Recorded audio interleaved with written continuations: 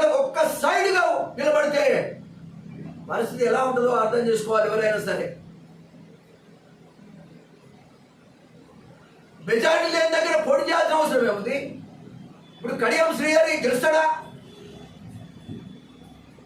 ఏ రకంగా కూడా గెలిచే అవకాశం లేదు అక్కడ. నాగర్ కర్నూలు కూడా గెలిచే అవకాశం లేదు. పెద్దపల్లి కూడా గెలిచే అవకాశం లేదు. మాదిగ బిడ్డ ఎవరుంటే వాళ్ళకి ఓటేస్తామని చెప్తున్నారు. ఇవాళ మాదిగ బిడ్డ కాంగ్రెస్ పార్టీ నుంచి కూడా ఉండాలి, మేము ఓట్లేసుకోవాలని మేము అడుగుతున్నాం.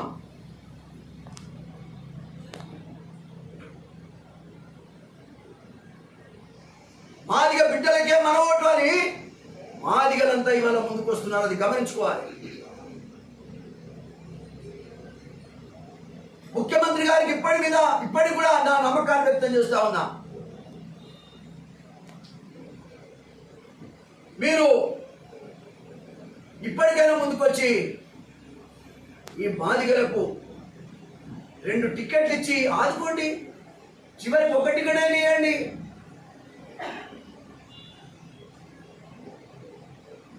మా చేతులు జోడించి 80 లక్షల మంది మేము జోడించినట్టుగా వాళ్ళ తరపున నేను జోడించి నా చేతులతో మొక్కుతున్నా.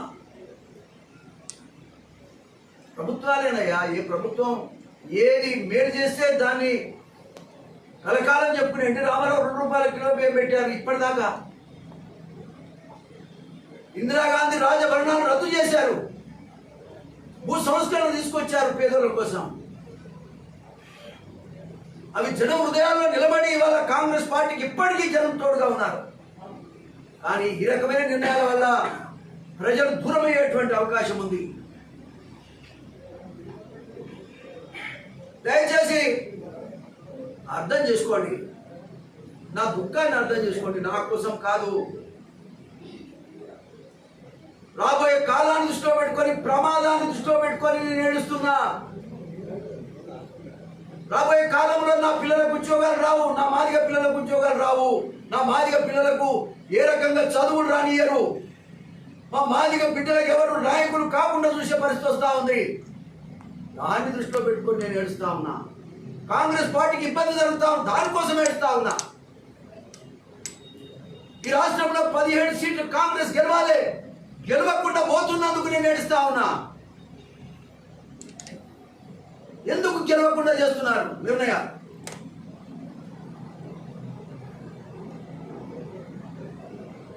మా ఆత్మాభిమానం, మా ఆత్మ గౌరవానికి ఇబ్బంది పెడుతున్నారు.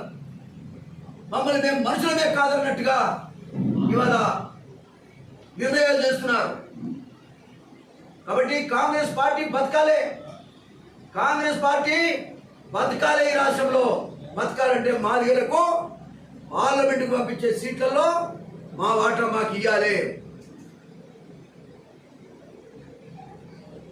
ఇవ్వకపోతే మటుకి న్యాయం కాదు, చరిత్ర క్షమించదు.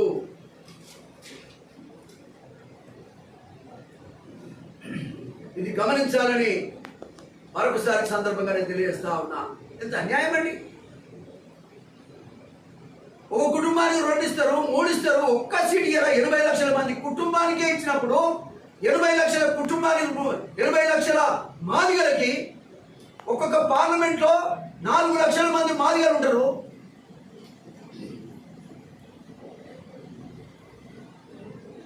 వాళ్ళు లేకున్నా పర్వాలేదు అన్నట్ట, లేకపోతే వాళ్ళని ఏదో రకంగా మోసం చేయొచ్చు అన్నట్ట. మోసం అందరు చేస్తూనే ఉన్నారు, మోసపోతూనే ఉన్నాం.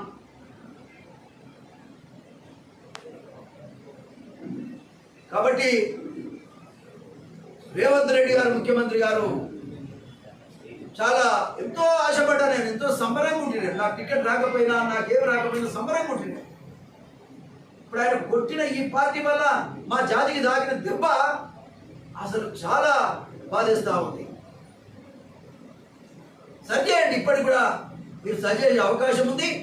సరిచేయాలని మాత్రమే నేను విజ్ఞప్తి చేస్తా ఉన్నా, చేతులు జోడించి మొక్కుతా ఉన్నా. దయచేసి ప్రభుత్వ పరంగా నిర్ణయాలు బాగుంటే వ్యవస్థ బాగుంటుంది. అందరినీ ఏడిపిస్తే ఏమొస్తుందండి? ఇది పాపం. ఈ పాపాన్ని మూటగట్టుకోవద్దు. ఇది ఏ రకంగా మంచిది కాదని మాత్రమే నేను తెలియజేస్తా ఉన్నాయో. మేము గది ఇచ్చినాము గిది ఇచ్చినాము. ఈ అటెండర్ పోస్టులు మాకు ఇస్తారా? నిర్ణయాధికారం చేసేటువంటి పార్లమెంటుకో మాకు చోట్లేదా? మేము అంటరాని వాళ్ళమా?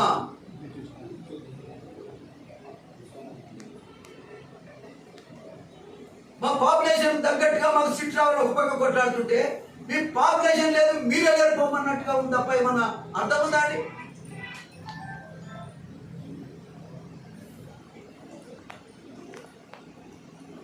కాబట్టి రేవంత్ రెడ్డి గారికి నాకున్నటువంటి ఆత్మీయ సంబంధాన్ని దృష్టిలో పెట్టుకుని అయినా నేను మరొకసారి విజ్ఞప్తి చేస్తా ఉన్నా. సాయంత్రంలోగా నేను ఇవాళ ఒక్కరోజు దీక్ష దేనికోసం? నా జాతి కోసం, నా మాదిగ బిడ్డల కోసం, వాళ్ళ భావి తరాల యొక్క భవిష్యత్తు కోసం ఈ దీక్ష చేస్తా ఉన్నాడు. ఇది ఏ రకంగా కూడా చిరికి గాలి వాన కావద్దనేది నా ఉద్దేశం. నేను ఏ రకంగా కూడా పార్టీ మారే ఉద్దేశం నాకు లేదు. అట్లా అనుకుంటే మన టికెట్ ఇవ్వనప్పుడే నేను ఇంకో పార్టీలో పోయి తెచ్చుకునేవాడిని. మీరు ఇవ్వకపోయినా రేవంత్ రెడ్డి నాకు నమ్మకం ఉంది. ఇవాళ కాకపోతే రేపొద్దు మా అన్న సరే మరి ఇంకేదన్నా ఇద్దామని నేను అనుకుంటున్నాడేమో అనుకున్నా తప్ప ఇంత ఘోరం జరుగుతుందని నేను అనుకోలేదు. అందుకనే మాట్లాడుతా ఉన్నా. నీ నాయకత్వం కాక వేరే నాయకత్వం అయితే ఈ కాలువ మెడ మీద ఉండదు. నిన్ను మార్చుకోవాలనేది నా ఉద్దేశం. మీకున్నటువంటి మెంటల్ సెట్ ఏదైతే ఉందో నువ్వు మార్చుకోవాలి.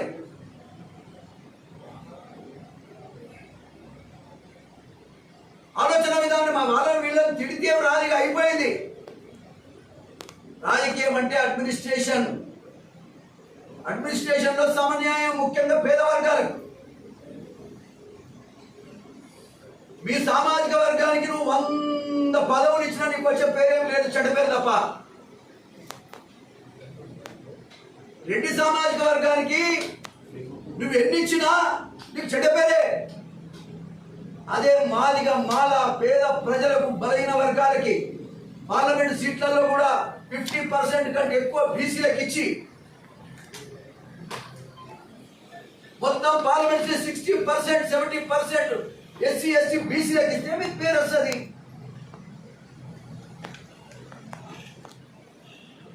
మీకు ఎట్ట పేరు వస్తుందండి? అడ్మినిస్ట్రేషన్ పేరు రావాలి. ఇప్పుడు ఇక నువ్వు మాట్లాడే ప్రసంగాలు అందరం విన్నాం, ఇదే కదా నీకు నమ్మి నీ కోటేసినాం. దానివల్ల వచ్చే ప్రయోజనం ఏం లేదు. కేసీఆర్ తప్పు చేశాడు, ఆయనకు ప్రజలు శిక్ష చేశారు. మరి వారు చేసిన పాటలోనే మీరు నడుస్తున్నారా? నాకు అర్థం కావట్లేదు. వాళ్ళు ఒకటే కుటుంబం ఉండే, మరి ఇప్పుడు 10 కుటుంబాల వాళ్ళ పరిపాలన చేసే పరిస్థితి కనబడతా ఉంది.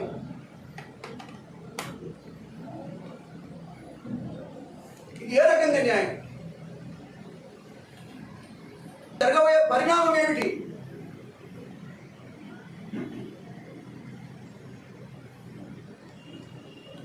నువ్వు యువ నాయకుడిగా ఒక మంచి పేరు తెచ్చుకోవాలి.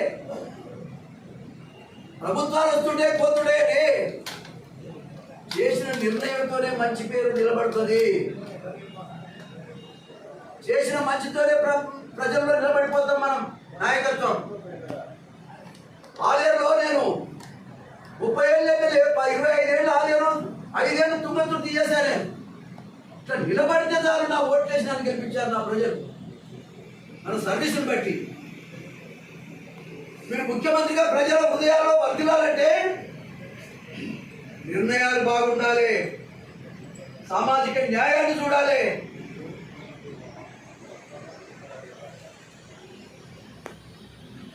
ఇది గమనించవలసిన అవసరం ఉంది. సమసమాజ స్థాపన కోసం కాంగ్రెస్ పార్టీ రేవంత్ రెడ్డి గారి నాయకత్వంలో సోనియా గాంధీ గారికి మంచి పేరు తెచ్చే విధంగా నడవాలి. రాహుల్ గాంధీ గారికి మంచి పేరు తెచ్చే విధంగా నడవాలి. కానీ మాది గారు ఒక సీట్ ఇవ్వలేదంటే రేపు మెచ్చుకుని రావాలి మిమ్మల్ని. కాబట్టి ఇవాళ మీరు దయచేసి ముఖ్యమంత్రి గారికి నేను తెలియజేస్తా ఉన్నా, వారికి నేను విజ్ఞప్తి చేస్తా ఉన్నా. ఇంతకాలం నా నోటి నుంచి డిమాండ్ అనే పదం ఎరాలి. నేను విజ్ఞప్తి చేస్తా ఉన్నా, నేను కాంగ్రెస్ పార్టీ భిన్నంగా పోవాలన్న ఉద్దేశమే కాదు. మీరు స్వయంగా మాట్లాడితే నేను ఈ ప్రెస్ కాన్ఫరెన్స్ బయట పెట్టాల్సిన అవసరం నాకు లేదు. మీరు సమయం ఇస్తలేరు కాబట్టి నేను ఈ ప్రెస్ కాన్ఫరెన్స్ బయట పెట్టాల్సి వస్తుంది. బయట జనానికి చెప్పాలి కదా. నాకు బాధ్యత, సామాజిక బాధ్యత నా మీద ఉంది. కాబట్టి ముఖ్యమంత్రి గారు ఇప్పటికైనా పునరాలోచించండి, నిర్ణయాన్ని సరి చేసుకోమని మాత్రమే నేను విజ్ఞప్తి చేస్తున్నా.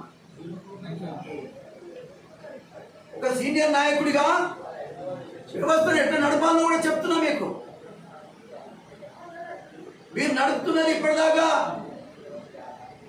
ఏ ఒక్క నిర్ణయాన్ని కూడా మంచి నిర్ణయం లేదు, వ్యవస్థాపరమైన నిర్ణయం. ఈ స్కీములు అంటవా ఒకరిని మించి అందరు పెడుతూనే ఉన్నారు, ప్రజలందరూ అనుభవిస్తూనే ఉన్నారు. ఈ 6 గ్యారంటీ స్కీముల విషయంలో కూడా స్కీములు బ్రహ్మాండమైన స్కీములు కాదని ఎవరు చెప్తారు? వాటిని అమలు చేయాల్సినటువంటి బాధ్యత చేస్తున్నారు, సంతోషం. కానీ వాడు చూసే ఓటేసేటువంటి రోజులు కావి. నిన్న కేసీఆర్ వాటిని నమ్ముకొనే గర్వపడ్డాడు. ఆయన వాటిని నమ్ముకొనే గర్వపడ్డాడు. ఏమైంది మీరు చూశారు కదా. కాబట్టి నేనేమంటున్నా అంటే మన పరిపాలనలో మార్పు ఉండాలి. అందరిలాగానే నువ్వు చేస్తే ఏం లాభం అది?